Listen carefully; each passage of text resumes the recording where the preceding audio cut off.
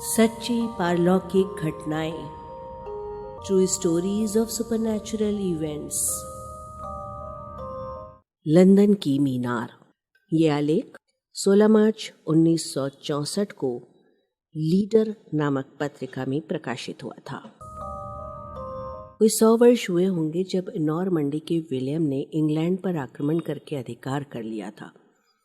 तत्पश्चात उससे पहली कृतियों में यही मिला था जो लंदन की मीनार के नाम से प्रसिद्ध है और नगर के पूर्वी भाग में स्थित है। किले के एक ओर टेम्स नदी बहती है। दो दिशाओं में जीर्ण शीर्ण दीवारें हैं जो प्राचीन आक्रामकों रोमनों के पद चिन्हों के भग्नाशेष हैं। मीनार कोई संग्रहालय नहीं है, वो एक महल भी है, सैनिक छावनी भी है, राजकीय भंडार भी है। राज परिवार के रत्न उसी में रखे हुए हैं और कम से कम सैद्धांतिक रूप से तो एक राजकीय कारागार भी है। एक नया रत्नगृह बनाने के लिए इस किले में उत्खनन का कार्य चल रहा है, जिससे पता चलता है कि विजेता विलियम अपनी राजधानी का संचालन किस प्रकार करना चाहता था। कुछ लोग जिन्होंने मीनार का एक अध्ययन किया है, ये कहते हैं कि ये मीनार संसार की सबसे अधिक भूतही इमारत है। इसमें संदेह नहीं कि इसमें ऐसी सामग्री भरी हुई है जिससे बहुत से भूत प्रेत की कहानियों का आविर्भाव हो सकता है। इन इमारतों में 1067 ईस्वी के बाद का इंग्लैंड का इतिहास बड़े नाटकीय ढंग से सुरक्षित है। इन्हीं इमारतों में बहुत से ऐसे व्यक्ति मौत के घाट उतार दिए गए हैं जिन्होंने या तो राजा के विरुद्ध विद्रोह किया था या किसी अन्य प्रकार के उसके कोपभाजन बन गए थे, और यहीं बहुत से राजा बंदियों ने अनेक प्रकार की यातनाएं सही थीं। प्रथम विश्व युद्ध के दिनों में कुछ वर्षों की शांति के बाद लंदन की मीनार में गुप्तचर भेजे जाने लगे। वहां पहुंचते ही उन्हें गोली मार दी जाती थी।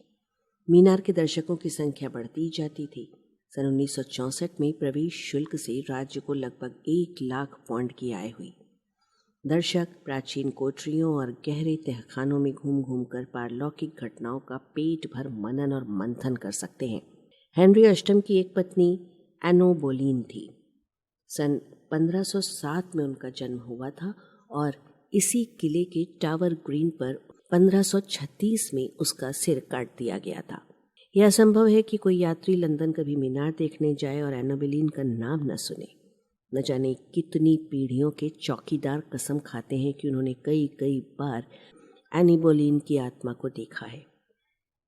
उसमें से बहुत से कहते हैं कि वो आए दिन दिखाई पड़ती है। आज से 50 साल पहले तक वो दिखाई दी थी जब किसी को फांसी लगने वाली थी। उसी का वर्णन यहाँ दिया जा रहा है। बात 1914 की है। मीनार में कुछ जर्मन जासूस बंद थे जो अपनी मौत की बाट देख रहे थे। एक सैनिक सार्जेंट उनकी पहरेदारी कर रहा था।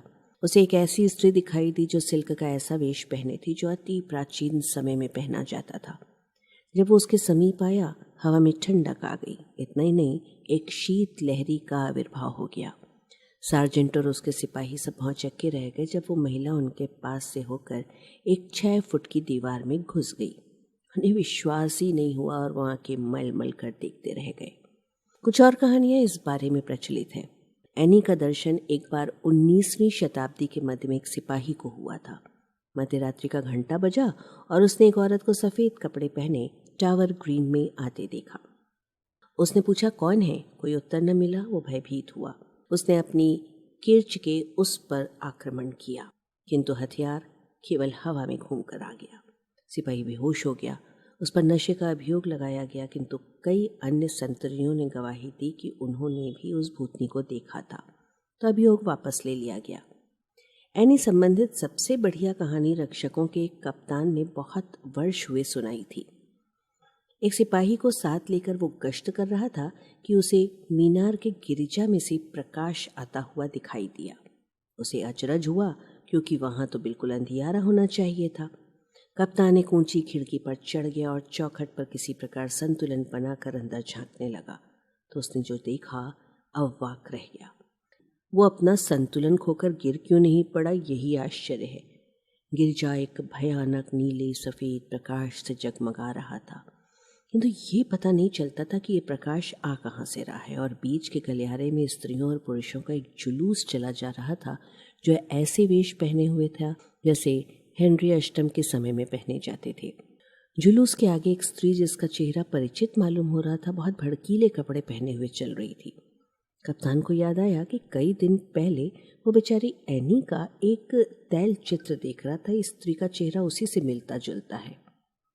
कप्तान के देखते देखते अलौकिक प्रकाश धुंधला पड़ गया और फिर वो गायब हो गया और वहाँ पूर्ण अंधकार का साम्राज्य हो गया। कुछ लोगों ने कप्तान की कहानी पर विश्वास किया, कुछ ने उसकी खिल्ली उड़ाई, किंतु कम से कम एक व्यक्ति ऐसा है जो उसे 16 आने सच मानता है, और वो है संतरी जॉन्स, जो 7 वर्ष पहले सॉल्ट टावर पर पहरा देता था। जहाँ वो खड़ा था उसके ऊपर किसी खटके की आवाज़ आई। उसने आंख उठाई तो देखा लगभग 40 फुट ऊपर एक आकृतिहीन सफ़ेद प्रेत खड़ा है। वो चिल्लाया। पहरेदारों का मुखिया और कई अन्य व्यक्ति दौड़े चले आए। उन्होंने चारों ओर खोजा, किंतु कुछ हाथ न लगा।